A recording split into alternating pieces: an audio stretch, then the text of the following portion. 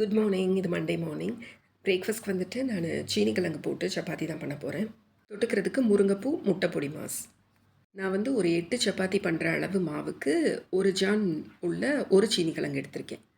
இப்போ பொடி மாஸ்க்கு வந்துட்டு கடாயில் ஆயில் விட்டுட்டு கொஞ்சம் கருவேப்பிலை சேர்த்துட்டு சின்ன வெங்காயம் கொஞ்சம் சேர்த்துக்கணும்.